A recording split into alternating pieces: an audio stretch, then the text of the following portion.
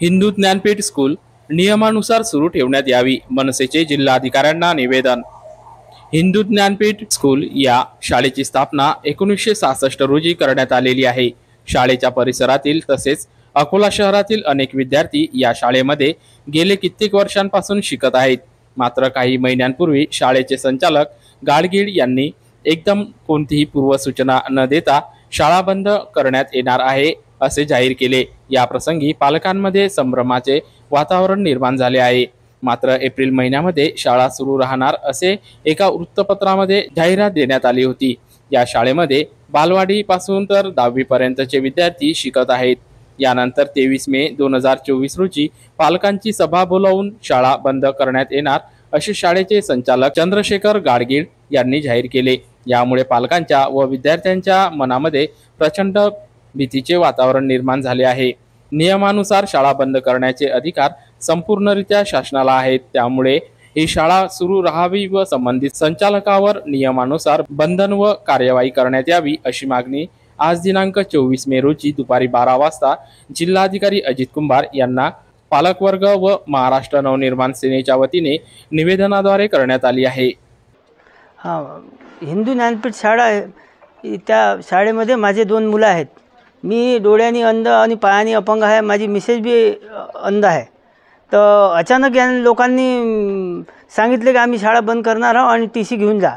तर माझे मुलं RD मध्ये आहेत आणि मी अंध असल्या कारणानं मला रोजगार नाही आहे, काही नाही आहे, तर काही हरकत नाही। पण एकदम डायरेक्ट त्यांनी सांगितलं तर मी पैसा दुसऱ्या शाळेमध्ये भरू नाही शकत, तर मग माझ्या मुलाचं नुकसान होणार आहे आणि आमचं काय करावं ते आम्हाला समजून नाही राहिलं। आणि दुसऱ्यांचे लोकांचे मुलं आहेत त्यांचंही नुकसान होणार आहे। हे डायरेक्ट अचानक शक्य नाही आहे ना, आणि याला काय करावं आम्हाला ते सुचून नाही राहिलं आता। शासनासाठी आम्ही जे पालकवर्ग आहे, जे आमच्या मुलांना सांगितलं गेलं की आता शाळा बंद होत आहे, त्याच्यामुळे जे आमचे मुलं जे घाबरलेले आहे त्याच्यात मुलांना जे त्रास होत आहे आणि जे RTचे जे मुलं आहे त्यांना पण त्रास आहे, कारण की त्यांना दुसऱ्याच ठिकाणी त्यांना ॲडमिशन पण नाही भेटणार आणि आम्ही जे फी भरू शकत नाही। स्थानिक गौरक्षण रोडवर हिंदू ज्ञानपीठ शाळा या शाळेची स्थापना 1966ला झाली। या शाळेमध्ये आजूबाजूच्या परिसरातील शहरातील अनेक भागातील विद्यार्थी शिक्षण घेतात। मात्र काही दिवस पहिले शाळेचे संचालक चंद्रशेखरजी गाडगीळ यांनी जाहीर केले की आम्ही शाळा बंद करत आहे, पालक सभा बोलून। मग सभेमध्ये आणखी तोडगा निघाला, पुन्हा आम्ही शाळा सुरू करतो। पुन्हा काल 23 मे रोजी यांनी पालक सभा बोलवली आणि आम्ही शाळा बंद करतो, तुम्ही तुमच्या पाल्यांची TC काढून मुलांचे TC इथून काढून घ्या। खरं पाहिलं तर शासनाला कुठलीच पूर्वसूचना न देता हे यांनी असे जाहीर केले। यामध्ये तुम्हाला एक सांगतो, यांना फक्त आर्थिक इथेतून फायदा घ्यायचा आहे।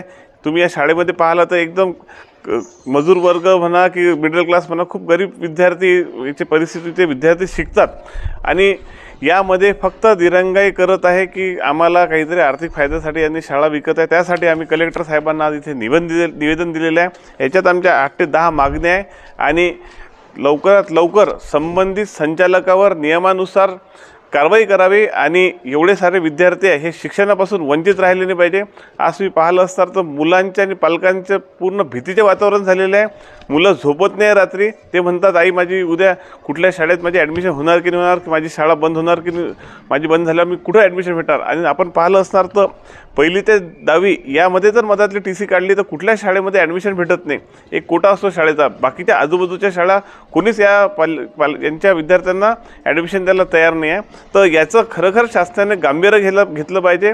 हे संबंधित जो संचालक आहे त्यांना सुद्धा चांगली तंबी दिली पाहिजे, यांची मनमानी ती थांबली पाहिजे। जर अशी मनमानी थांबली नाही तर आम्ही स्वतः महाराष्ट्र निर्माण सेना व सगळे पालकवर्ग यांना जर शाळा चालवता येत नसेल तर शाळा आम्ही स्वतः चालवतो, कशी शाळा चालवतात हे आम्ही दाखवून देऊ।